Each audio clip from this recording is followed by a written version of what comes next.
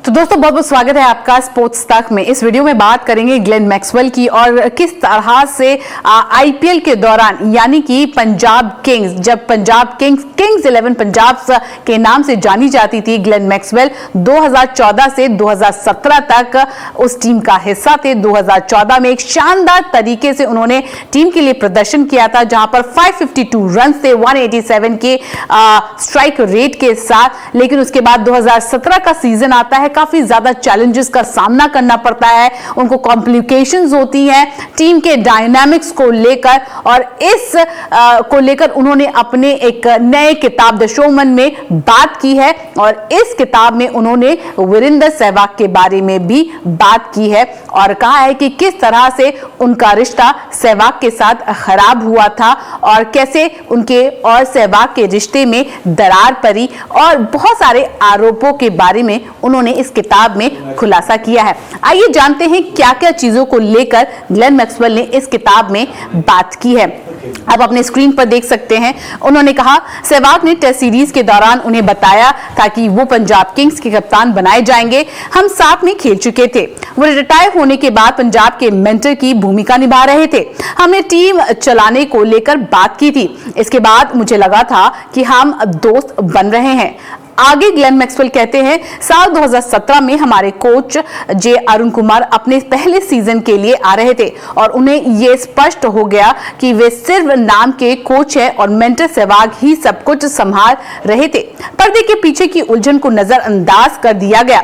हालांकि निजी तौर पर मेरे पास कुछ और खिलाड़ी आए और पूछा कि आखिर क्या चल रहा है, और मुझे उन्हें सीधा जवाब देना मुश्किल लग रहा था। आगे ग्लेन मैक्सवेल इस किताब में लिखते हैं कि जब सिलेक्शन की बात आई तो मुझे लगा कि कोचों को व्हाट्सएप ग्रुप में शामिल करके डिसीजन लेना एक अच्छा विचार हो सकता है। इस पर सभी सहमत हुए और सहवाग को छोड़कर सभी ने अपनी अपनी टीमें साझा की। प्रोसेस के अंत में उन्होंने ये स्पष्ट कर दिया कि वे स्टार्टिंग 11 का चयन करेंगे। कहानी उन्होंने कहा कि यही खत्म होती है कि सारा डिसीजन वही लेंगे। आगे कहते हैं, हम अब तक मैदान पर और मैदान के बाहर दोनों जगह हार रहे थे और सहवाग ने एक से अधिक मौकों पर ऐसे निर्णय लिए जिसका कोई भी सेंस नहीं बनता नजर आ रहा था। इसी बात को लेकर उन्होंने कहा, सीजन का आखिरी ग्रुप गेम पुणे के खिलाफ घर से बाहर था और हमने गीले विकेट पर पहले बल्लेबाजी करते हुए एक चौंकाने वाला प्रदर्शन किया। 73 रन पर ढेर हो गए। ये सब खत्म हो गया था। जो कुछ चल रहा था उसके संदर्भ में मुझे अभी भी इस बात पर गर्व है कि हम उस चरण तक कैसे शो को जारी रखने में कामयाब रहे थे। अपने प्रदर्शन और बतौर लीडर के तौर पर जिस तरह से उन्होंने काम किया उसको लेकर उन्होंने कहा कि मैं अपने प्रदर्शन से काफी ज्यादा खुश था।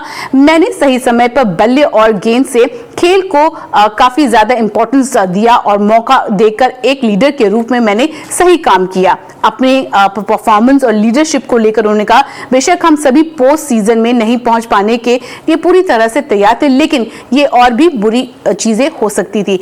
आगे उन्होंने सहवाग को लेकर यह भी कहा कि मैंने उस रात प्रेस से बात करने के लिए खुद को तैयार किया, लेकिन सहवाग ने कहा कि वो ऐसा करेंगे, वो जाएंगे और मीडिया से बात करेंगे। टीम बस में चढ़ने पर मैंने पाया कि मुझे जो मेन व्हाट्सएप ग्रुप बनाया गया था उस व्हाट्सएप ग्रुप से हटा दिया गया। यहाँ क्या हो रहा था मुझे समझ नहीं आया। आगे उन्होंने कहा, जब तक हम होटल पहुंचे मेरा फोन बज रहा था और सहवाग ने मुझ पर बिग डिसअपॉइंटमेंट, जिस तरह से उनकी परफॉर्मेंस थी उसको लेकर उन्होंने बिग डिसअपॉइंटमेंट का नाम दिया और कहा कि बिग डिसअपॉइंटमेंट के रूप में उन्होंने मुझ पर आरोप लगाया। कप्तान के रूप में जिम्मेदारी नहीं लेने के लिए मुझे दोषी ठहराया गया और बाकी सब कहा गया। ये चीजें बहुत मेरे लिए अनप्लेजेंट थी और खासकर तब जब मुझे लगा कि हम अच्छे टर्म्स के साथ अलग हो रहे थे।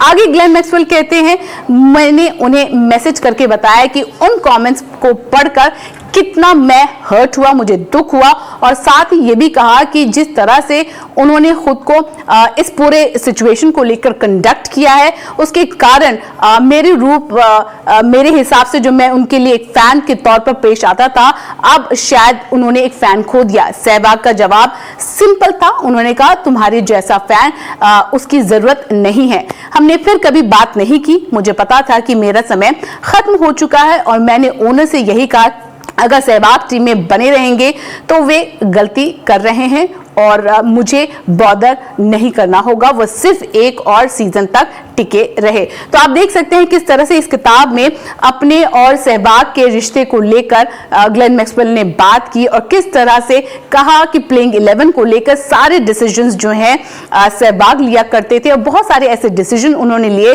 जिसका कोई भी सेंस नहीं बनता नजर आया। और जब कुछ चीजें और खराब होती नजर आई तो उन्होंने सहवाग को कहा कि आपके जितने भी कमेंट्स थे वो काफी ज्यादा हर्टफुल थे और इसे जानकर मुझे काफी ज्यादा दुख हुआ और शायद आपने एक फैन खो दिया, जिसको लेकर सहवाग का जो जवाब आया उससे वो काफी ज्यादा हर्ट फील कर रहे थे। आप लोग कमेंट सेक्शन में जाके बताइएगा कि ये पूरा जो किस्सा बताया है ग्लेन मैक्सवेल ने, इसको लेकर आपका क्या व्यू है। उम्मीद करते हैं ये वीडियो आपको अच्छी लगी होगी। अच्छी लगी है तो लाइक कर लीजिए, शेयर कर लीजिए, हमारे चैनल को सब्सक्राइब करना मत भूलिएगा और हमारे फेसबुक पेज को भी लाइक कर लीजिएगा। इसके साथ साथ हमारे ऐप को भी डाउनलोड कर लीजिएगा। तो sportstak.com पर भी जाके सारी खबरें आप अंग्रेजी में और हिंदी में पढ़ सकते हैं। अभी के लिए बस इतना ही, मुझे दीजिए इजाजत। धन्यवाद।